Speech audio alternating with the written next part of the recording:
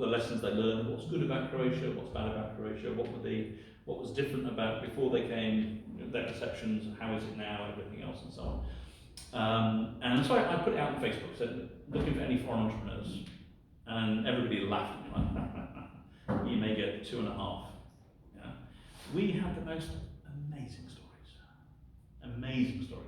The guy from Syria in Vukovar who employs 750 Croatian people. You know about him? The guy from London who sold his house in London to move to Zagreb and open a car repair shop. He is doing so much business. Yeah? And so I started this thing, and it was great for me because I was getting really original content from people that nobody had ever heard of. And for them it was a real win because they were getting exposure and a chance to tell their story. And this thing became a real momentum. And so then I was like, are there any other entrepreneurs? There was a woman in Kenya living near the lakes. There was just really, really, really interesting from all over Croatia, these stories that came. And I was sat in my bathrobe in Varaždin, where I live now, and it was all coming to me, and I wasn't having to work too hard for it. And then I thought, okay, so what about the diaspora? There are a lot of diaspora who want to come back to Croatia, and they're not so sure about the reception they're going to get, what the opportunities, the corruption, everything else. So I went out and I said again, any diaspora who have succeeded, have come back to Croatia and succeeded, do you want to feature your story? Of course they want to tell people they've been successful. Of course they do. And to have that done, amazing. So we have a really, really, really interesting section of Croatian diaspora who've come back to Croatia, come back to the homeland, and been through all the problems they've been through and succeeded. And it's really high quality content. And these people are connecting with each other.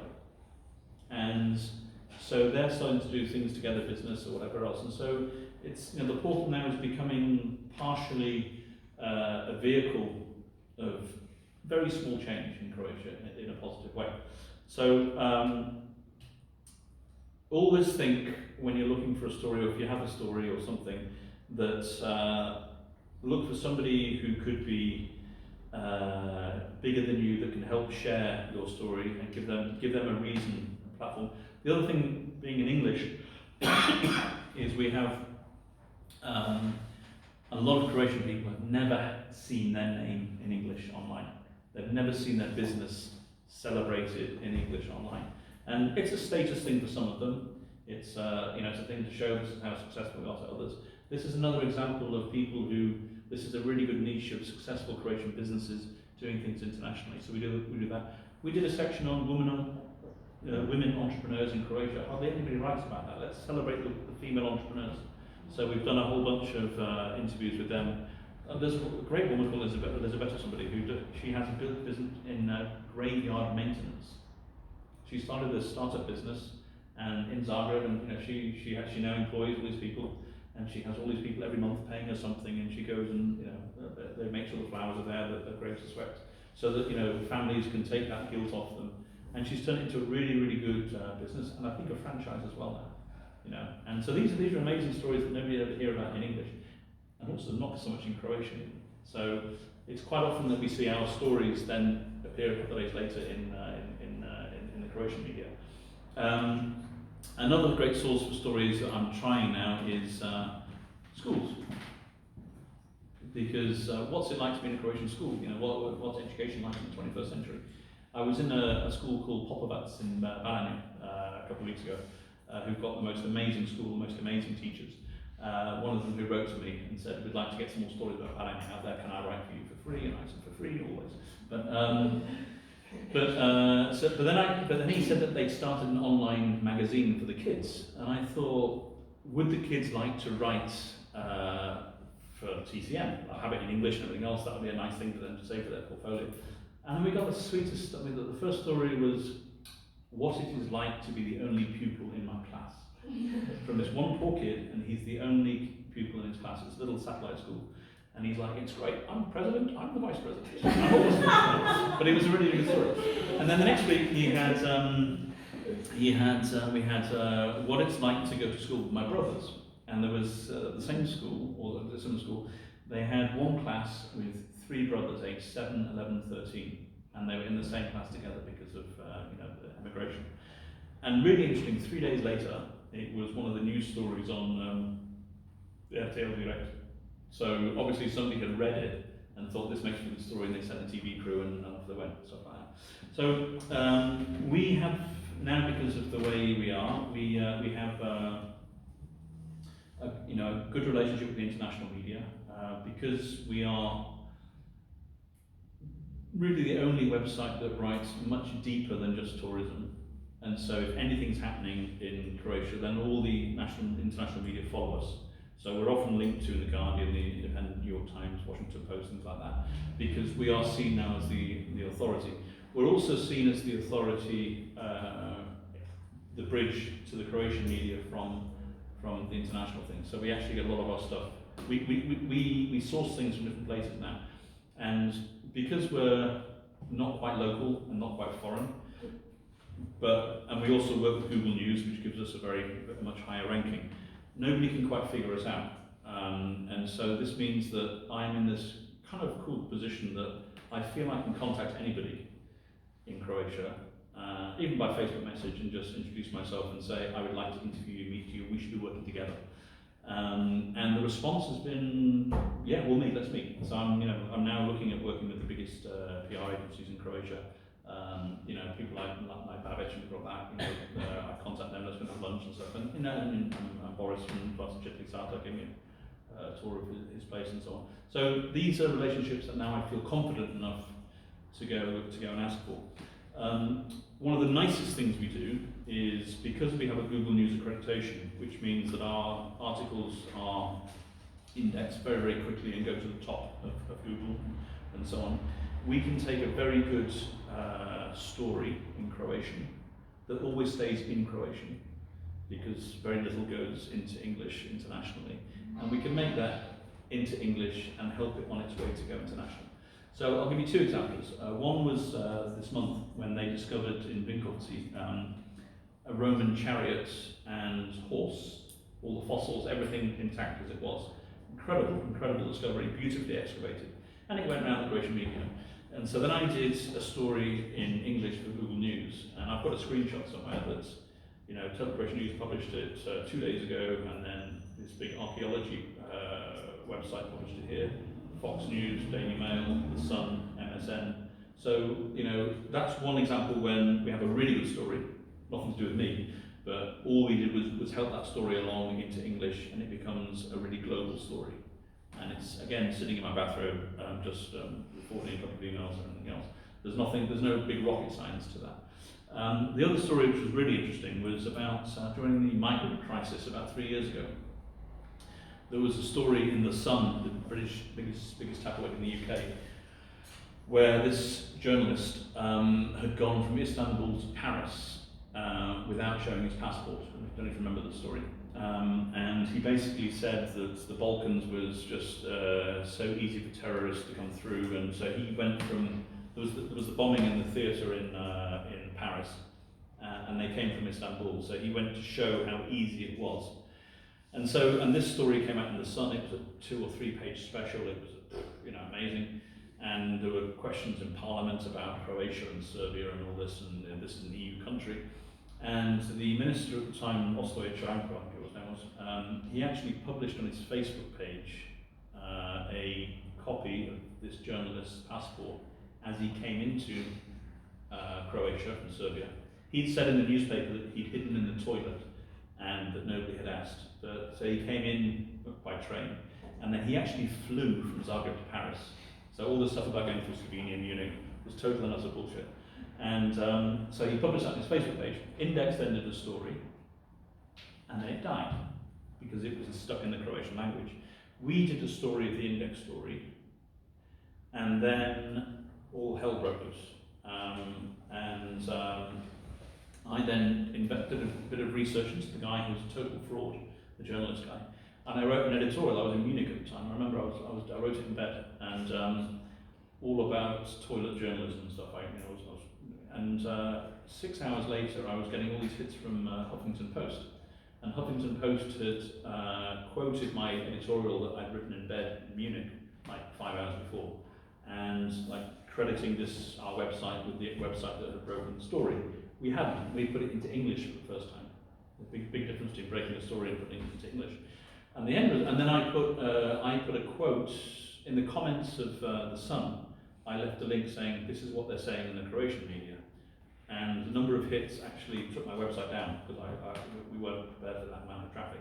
But the end result was that The Sun then published an apology and said that they were now reviewing their practices of hiring investigative journalists.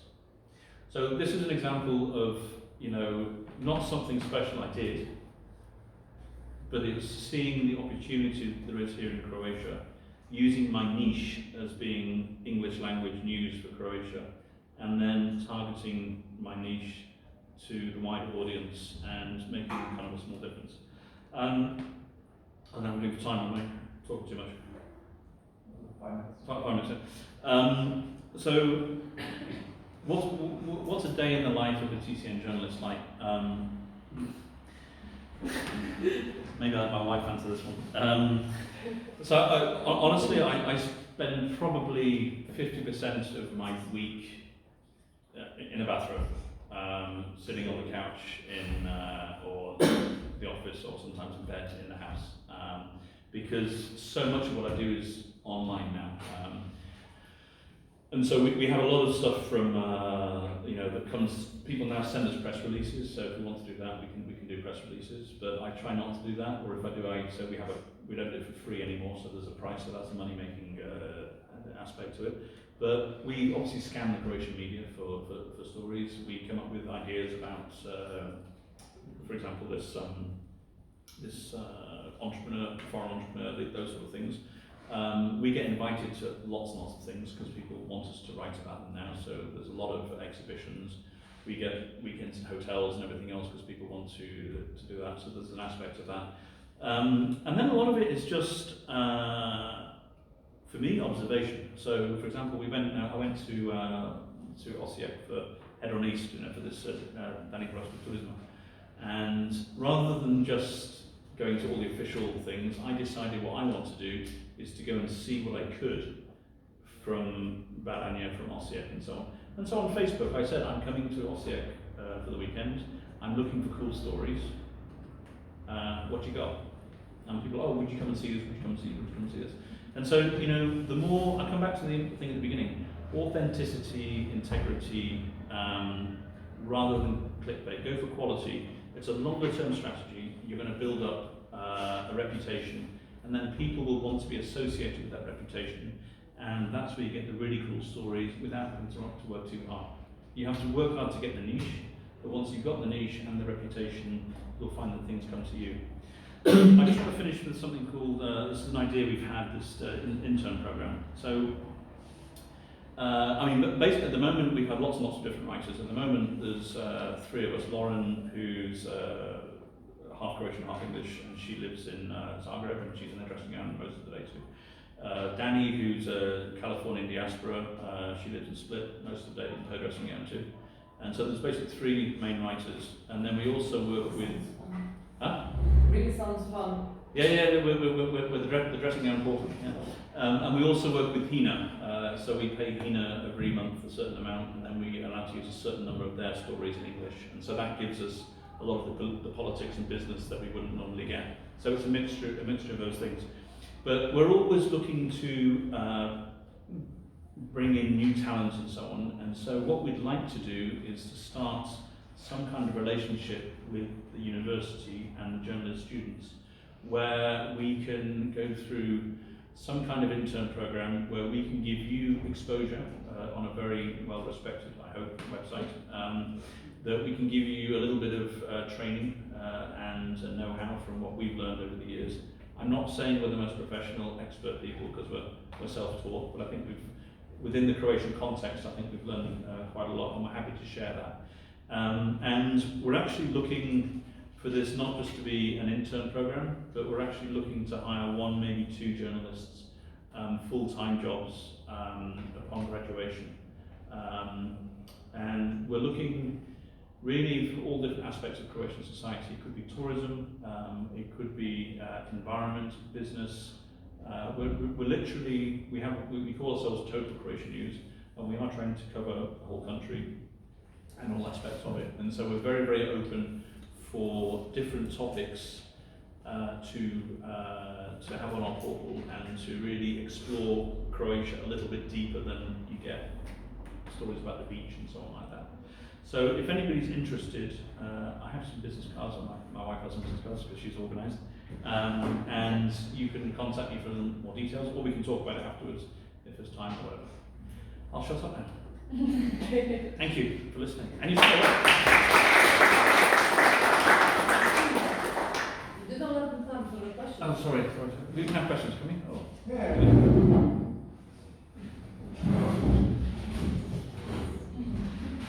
If there's no questions, that's a sign I said everything.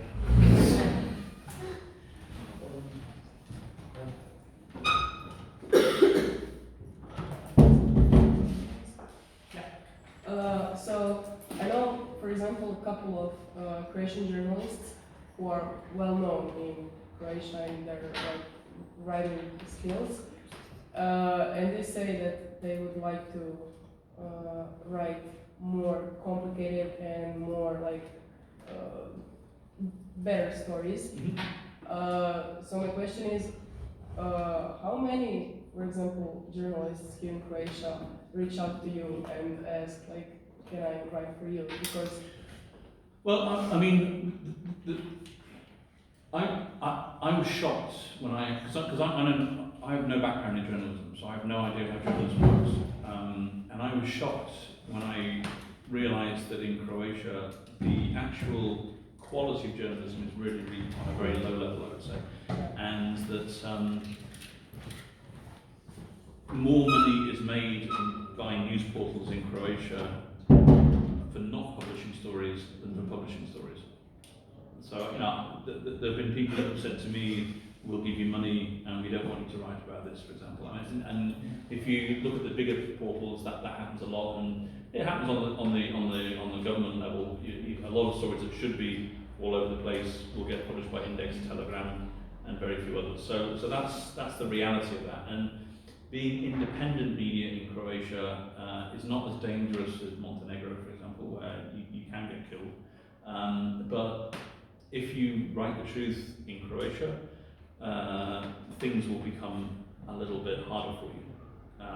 And certainly if you're looking to get funding from ministries to support your portal, which I used to get, I'm not getting that so much anymore, and so on. But that's an ethics decision that you have to make, and it's a financial decision as well, because at the end of the day you have to put money on the table.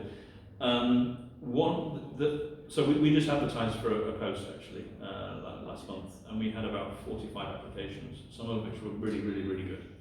And so we're doing final interviews next week for that. We do get a lot of journalists, because there are a lot of journalists out there, and there are very few outlets. And the problem with good investigative journalism today in Croatia is that it costs money. And most of the people, the portals who are able to pay are being financed by the big boys. So if you look at, you say the case of Agricor, which was advertising everywhere. The only website that was really constantly against Agricor, telling the truth, was Index. And again, I come back to whatever you say about Bowic. None of the others, everyone was quiet at the time because they were happy taking the money. And so to get an investigative journalist to write a really good piece on Todoric, very, very, very hard. Where we are now, we'd be happy to take those on once we get our financial model a bit stronger, because we're still struggling with the financial side of things because of the decisions that we've taken to try and go for integrity versus clicks and stuff. What else?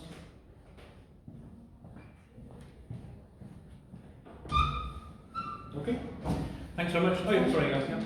If we decide to work for you, will we have some mentor or editor with us? Yeah. So the way, it's still very much at the concept stage, as most of my life is. But the idea, like Lauren's here in Zagreb, I'm in Zagreb once a week, and so the idea is that we would work with you and have online contact on a regular basis, and at least once a month to have a sit down and go through the work and everything else, look at some potential ideas for topics, give you some, help you with some contacts. That's another thing we have a lot of contacts now. And also some nice freebies. We get invited to lots of things. If you want to go for a weekend here, this is this. And so there'll be some nice, you know, if you a weekend with your boyfriend, maybe at a nice hotel to go and see that. Yeah, we do that too. We do. So it's very much in my head still at a concept stage. But if there's interest in discussing it from any of you, then let me know, and we can meet for coffee next week or something next time in Zagreb, and we can talk about it in more detail. Or we can organise a group meet if there's 3 or 4 of you that are interested, and we can talk about what your expectations would be, what mine are, and so on, and see if we can put a bit more flesh to it. All right. Okay, and if you want my card, if anybody wants it, just sorry. Oh, we need to go outside.